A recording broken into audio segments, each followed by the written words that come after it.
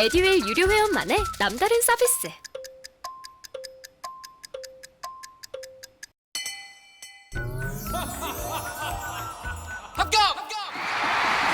합격하고 돈도 받는 혜택. 오직 에듀윌 유료 회원에게만. 에듀윌. 무료 합격! 네, 안녕하십니까? 자, 이번 시간 우리 5번째 시간이죠? 자, 후반부 왔는데요. 자, 이번 시간에는 2개 부문, 문화미디어하고 과학 IT 살펴보도록 하겠습니다. 우선 문화미디어는 간단하게 1개 정리해 왔습니다.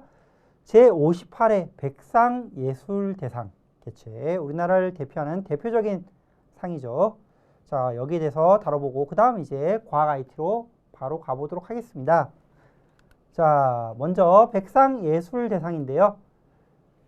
작년에는 이제 코로나 때문에 관객들하고 함께 소통하지 못했는데 이번에는 관객들과 함께 했더라. 자, 어떤 분들이 또는 뭐 컨텐츠가 상을 받았는지 한번 살펴보겠습니다. 자, 대상에는 오징어 게임, 그렇죠? 그리고 이제 유승환 감독이 영예를 얻으셨네요. 자, 5월 6일 날 우리나라 대표 종합예술상이라고 불리는 백상예술대상이 개최됐고요. 자, 관객들과 함께 했더라.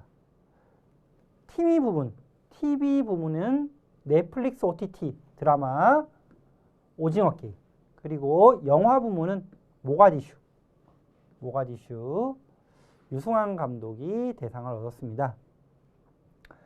자, 이번 이제 이 백상예술대상에서 큰 트렌드, 이번뿐만 아니고 우리 이것뿐만 아니라 지난달에 얘기했던 우리 아카데미 시상식 이런 거에서도 보면은 가장 작년 올해의 트렌드가 뭐예요? 바로 OTT죠. 이 OTT가 주요 이제 수상을 휩쓸고 있다는 거예요.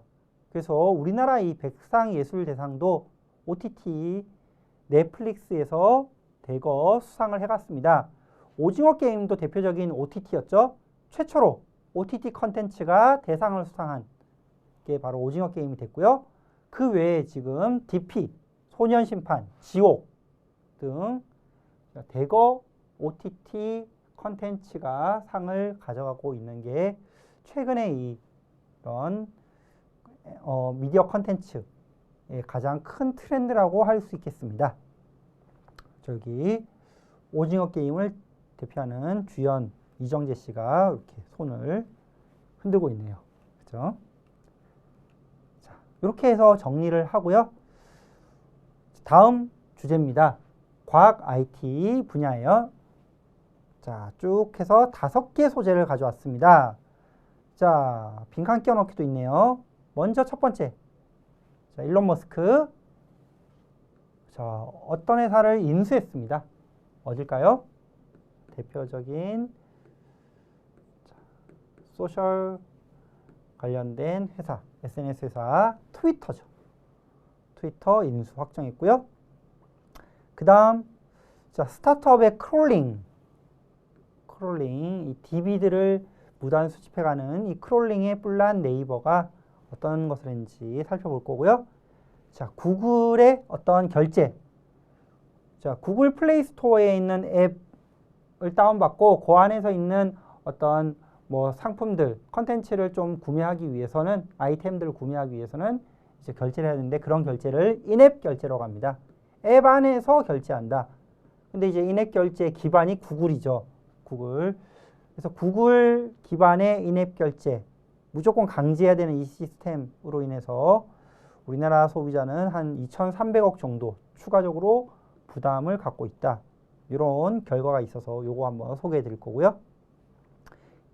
인앱 결제는 이제 인앱 결제 금지법이 도입이 됐는데 거의 지금 유명무실해진 상황이에요. 그 다음, 자, 우리나라, 한국, 우리나라가 아시아 최초로 무슨 사이버 방위센터에 가입했습니다. 자, 지금까지 많이 나왔던 안보 관련된 용어예요. 뭐죠? 오늘도 몇 번씩 얘기했던 나토죠. 우리가 이제 나토 회원국은 아니지만 이 나토 사이버 방위센터에는 회원으로 들어가게 됐어요. 나토 사이버 방위센터. 아시아 최초입니다. 그 다음 삼성 5G에 이어서 글로벌 표준을 선도하고 있다. 그러면은 5G에 이어서 다음 나올 G는 뭐겠습니까? 이거는 당연히 6G겠죠. 6G 주파수를 어떻게 할 것인지에 대한 주파수 백서를 공개했습니다. 이렇게 5개의 소재로 들어가 볼게요. 먼저 첫 번째입니다. 자, 머스크의 트위터 인수입니다. 자, 소셜미디어 판도 격변을 예고한다. 자, 테슬라의 CEO 일론 머스크가 트위터를 인수했습니다. 약 한 55조로 지금 뭐 대부분 뉴스 나왔었는데 결국에는 이제 트위터 안에 가짜 계정들이 너무 많다. 이걸 빌미로 좀 깎았죠. 그래서 42조 원 정도의 인수할 계획으로 지금 알려져 있습니다. 최초는 55조였지만 그 이후 후속 뉴스에 따라서 결국 42조 정도로 인수할 계획이고요. 자, 트위터를 인수한 이유 보면은 트위터에서 이렇게 얘기를 하고 있죠. 이 트위터가 인류 미래의 어떤 필수적인 문제들을 논의하는 아주 좋은 민주주의의 디지털 광장이 될 것이다. 자, 이 포부를 얘기한 거죠.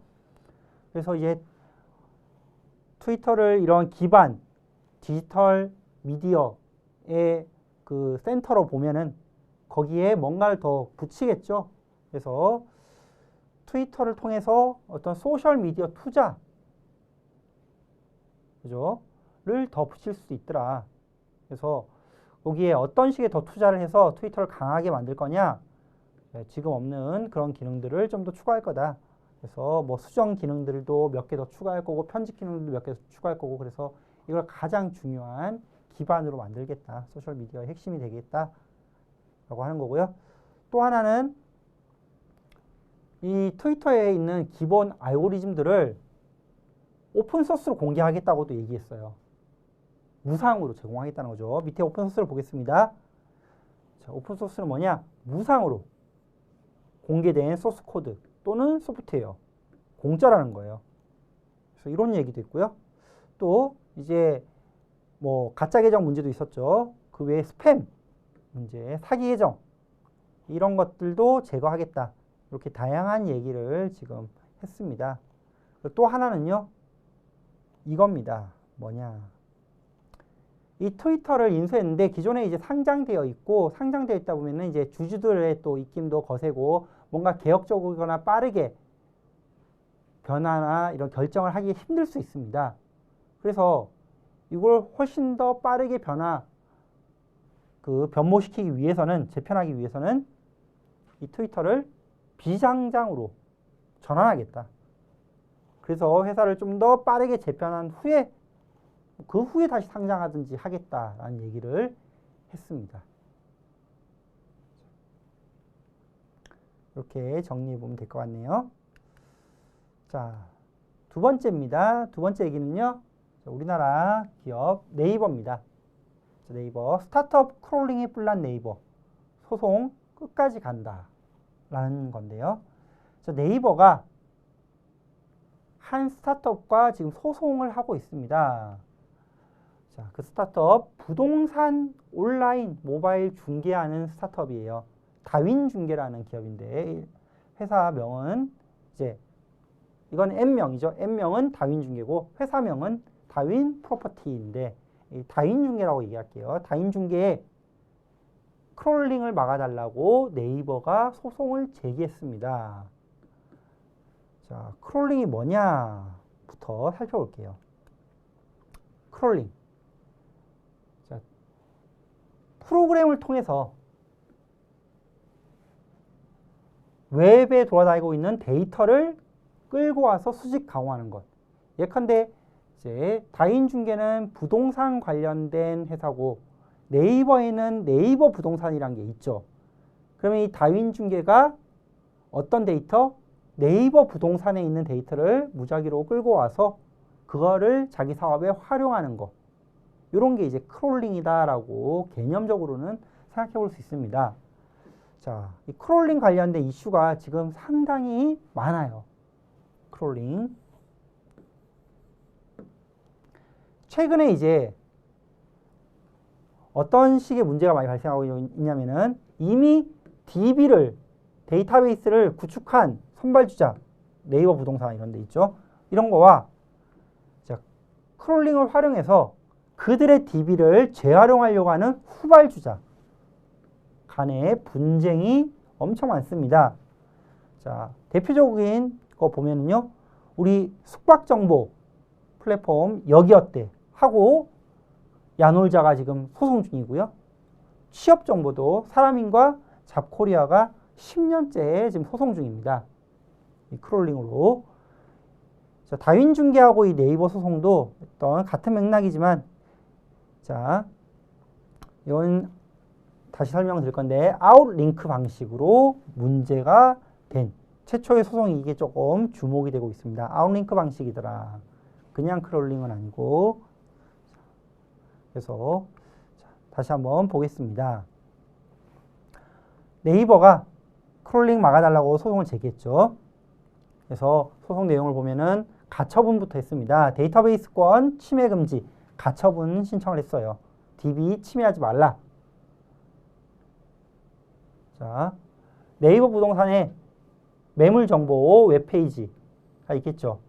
근데 그 링크를 아웃링크 방식으로 끌어와서 다윈중계 서비스에 연결한 겁니다. 다윈중계가.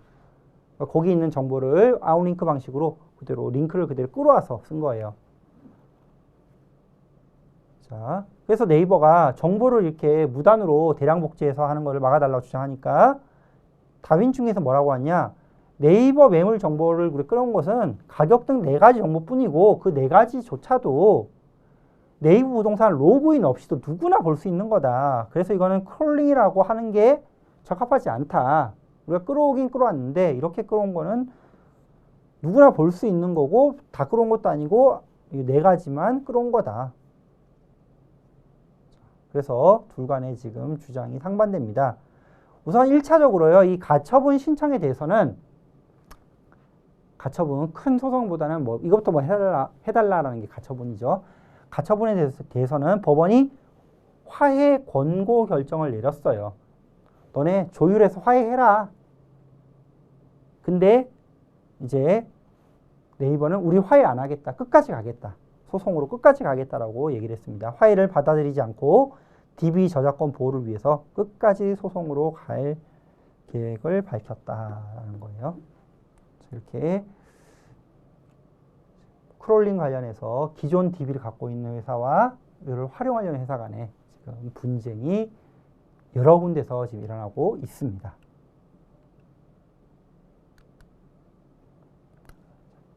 다음 내용 볼게요. 자, 세 번째입니다. 세 번째는 구글 인앱 결제 관련된 내용이에요.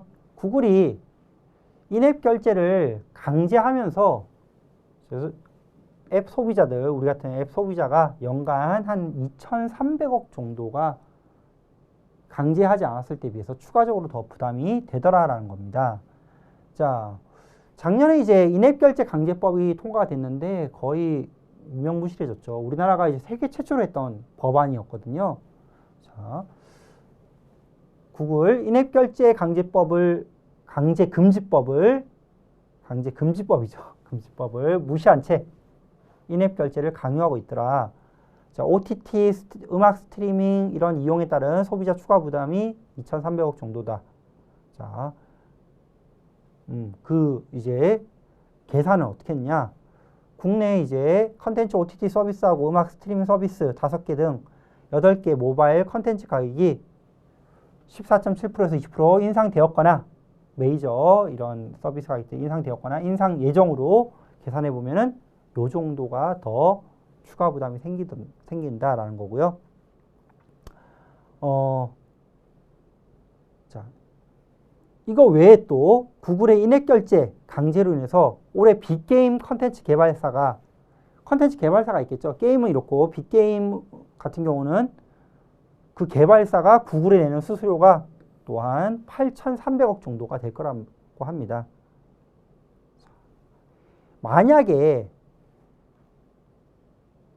구글식의 인앱 결제가 아니라 다양한 결제 방식, 우리가 플레이스토어는 구글 걸 이용한다 하더라도 그 안에서 결제하는 거는 꼭 구글 걸 안 하고 다양한 결제 방식을 쓴다면은 그럼 수수료가 4,200억 정도밖에 안 된다는 거예요. 근데 결국 인앱 결제 강요로 인해서 8,300억이나 되니까 차액인 4,100억 정도는 구글이 가져가는 거다. 라는 거죠. 이렇게 인앱 결제 강제 금지법을 시행했지만 실제로 여전히 이제 많은 개발사가 인앱 결제를 구글 인앱 결제를 사용하고 있고 그로 인해서 이제 개발사의 수수료도 많고 소비자의 추가 부담도 많다. 이런 얘기입니다. 즉 작년 시행된 인앱 결제 강제 금지법이 유명무실하다. 자, 거기에 대해서 조금 더 다뤄볼게요. 인앱 결제. 아직도 이해가 안 되시는 분들이 있을 수 있으니까. 자, 소비자가 앱에 있는 어떤 유료 컨텐츠가 있을 거 아니에요. 그죠?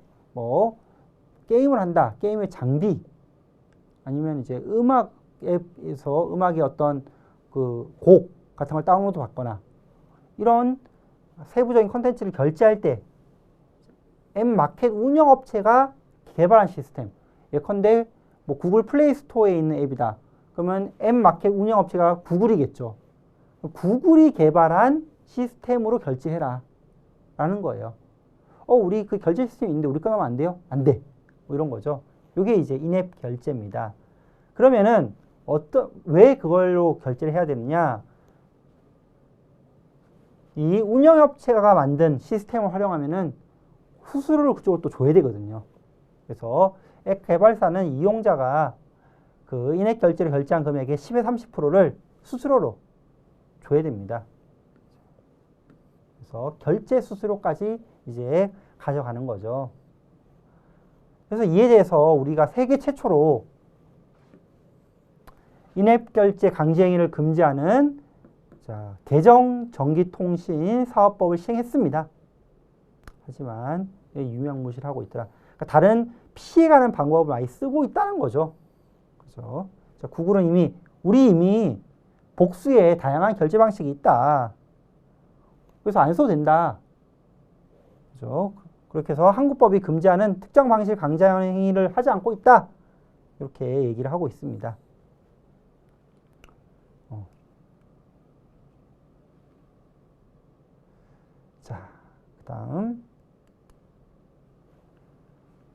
자, 다음 소재는요.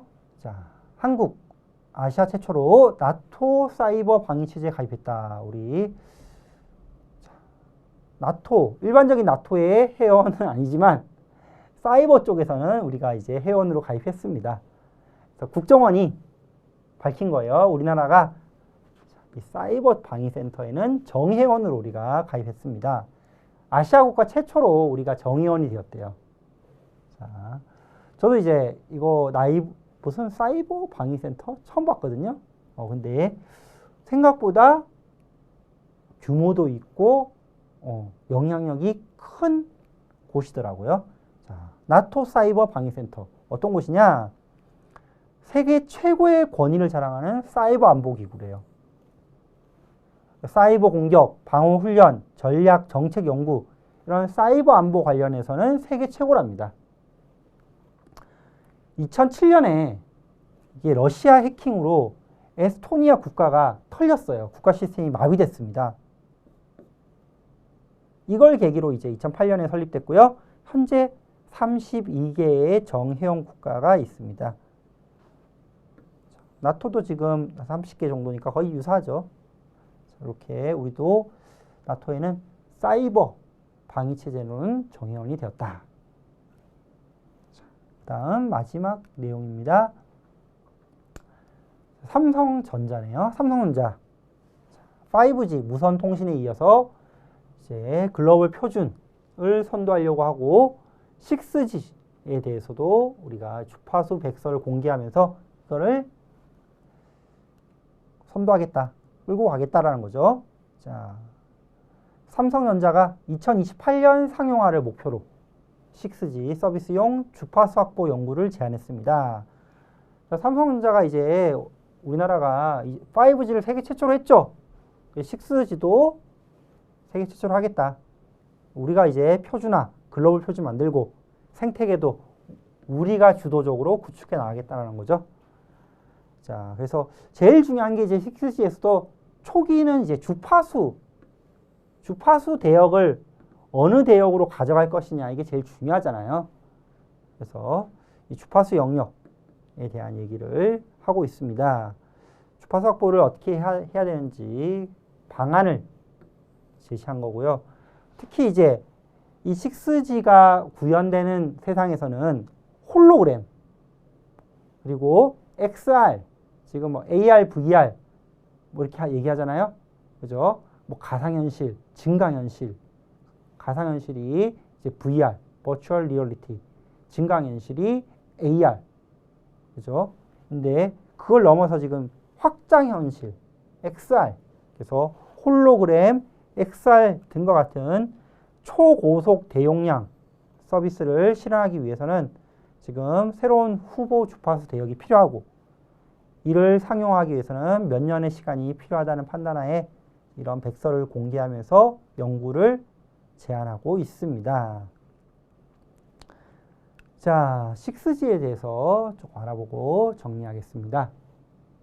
6세대. 우리 이제 무선 통신 하면은요,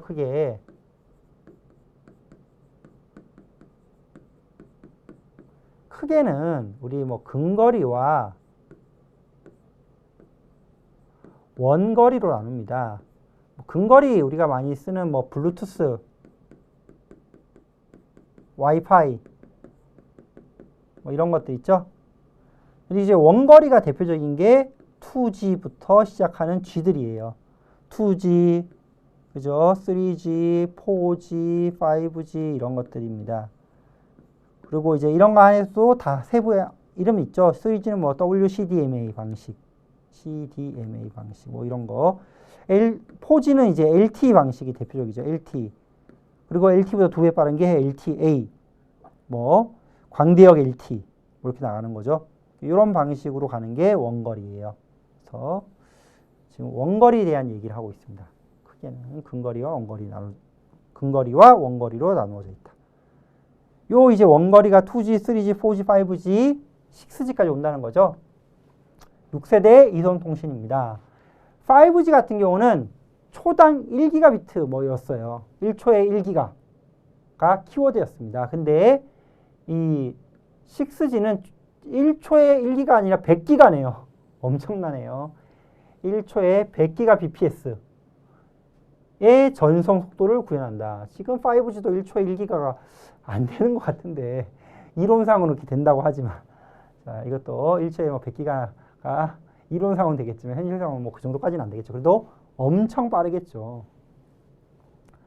자, 우리나라가 5G를 2019년에 세계 최초로 상용화한 데 이어서 이제 6G도 2028년 상용화를 목표로 하고 있습니다. 우리 2020년대 후반 되면은 되겠네요. 그죠? 좀 더 현실적으로는 2030년 생각하고 있으면 될까요? 그죠? 아직 5G가 제대로 정착이 안 됐으니까 이거부터 정착을 해야겠죠. 자, 이 6G는요. 전파 범위가 넓어지는 거 말고도 수중통신도 가능하대요. 수중통신. 그죠? 그리고 이제 이론적 다운로드 속도는 이론적으로는 초당 1테라에 달한대요. 이론적으로는. 그러면서 가능해지는 게 만물 인터넷 시대를 열 거다. 우리 만물 인터넷 전에 이제 나타났던 개념이 뭡니까?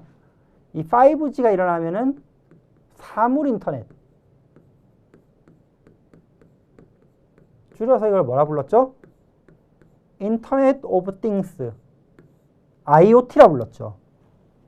그죠? 5G가 되면은 모든 사물이 다 센서가 있어서 인터넷으로 연결돼서 조종이 가능할 거다. 실제 지금 그러잖아요. 실제 지금 폰으로 집에 있는 커튼 열고 에어컨 작동시키고 세탁기 조정하고 이런 것들이 가능하게끔 지금 되어 있잖아요. 센서들 또는 뭐 이제 센서 그 콘센트 같은 거를 연결시켜서, 그죠? 그래서 모든 사물을 다 작동시킬 수 있는 사물 인터넷 시대는 지금 온 거고, 만물 인터넷. 그러니까 이거는 인터넷 오브 에브리띵이겠죠. 이게 사물 인터넷이 좀 더 진화된 버전이 이제 6G 만물 인터넷 시대를 열 거다. 뭐 이렇게 되겠습니다. 자, 이렇게 해서 우리 과학 IT 파트까지 살펴봤네요. 자, 이번 시간 좀 길게 살펴봤죠. 다음 시간 이제 스포츠 엔터와 인물 영어입니다. 다음 시간에 이제 6월 시사 마지막 강의 해보도록 하겠습니다. 감사합니다.